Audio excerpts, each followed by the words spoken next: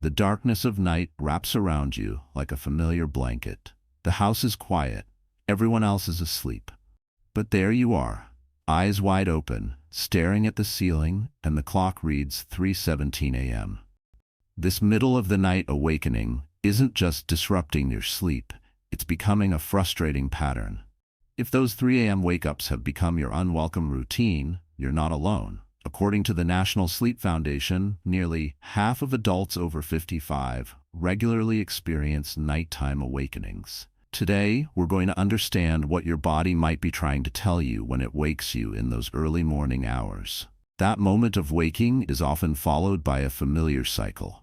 The worry about tomorrow's tiredness, checking the clock, tossing and turning, and the growing frustration that makes falling back asleep nearly impossible. Some nights, it's physical discomfort. Maybe your shoulder aches when you lie too long on one side, or perhaps your bladder is signaling it's time for another bathroom trip.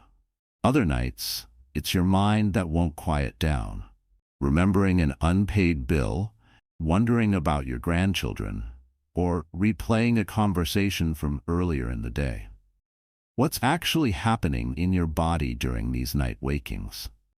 Research published in the Journal of Sleep Research reveals that our ancestors didn't sleep in one 8-hour block.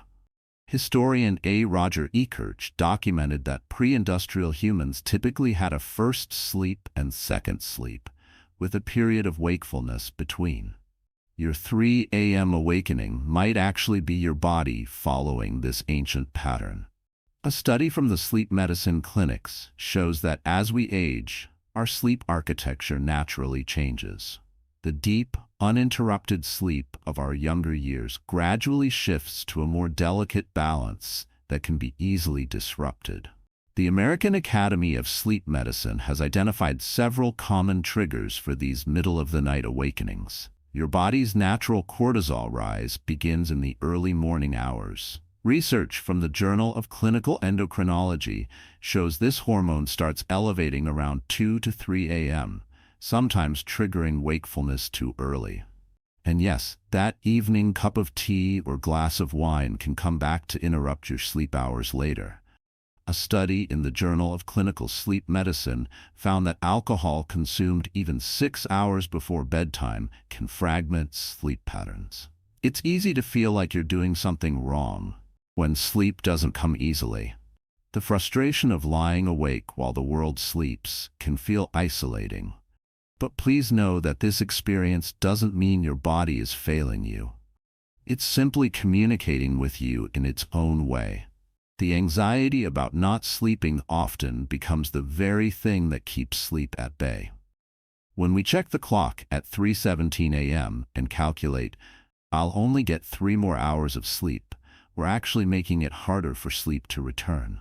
Researchers at the University of Pennsylvania found that this sleep-related anxiety activates our fight or flight response, exactly the opposite of what we need for peaceful rest.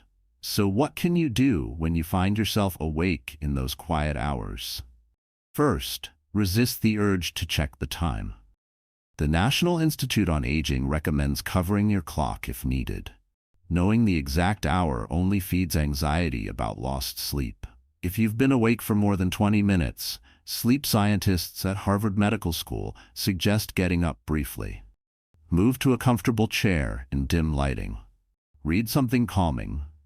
Not that thriller novel that keeps you turning pages, but perhaps something soothing or slightly boring.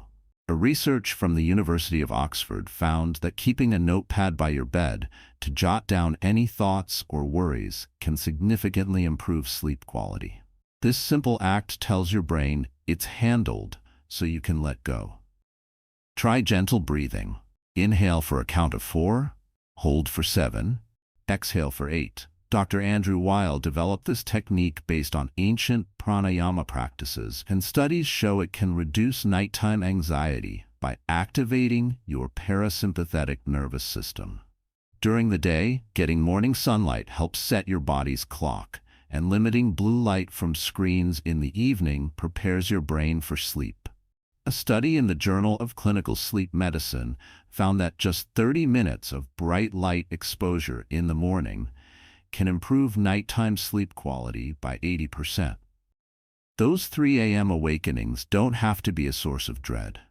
With gentle patience and some of these evidence-based approaches, many find that they either return to sleep more easily or feel more rested, even with these natural wake periods. Remember that while continuous sleep is wonderful, research from the Sleep Research Society shows that even interrupted sleep provides valuable rest. Your body knows what it needs, and working with these patterns rather than fighting them often leads to the most peaceful nights.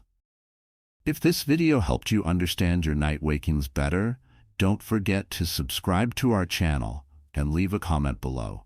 Your experiences might help others in our Good Night Guide community who are facing similar challenges. Sleep well, friends, and we'll see you in our next video.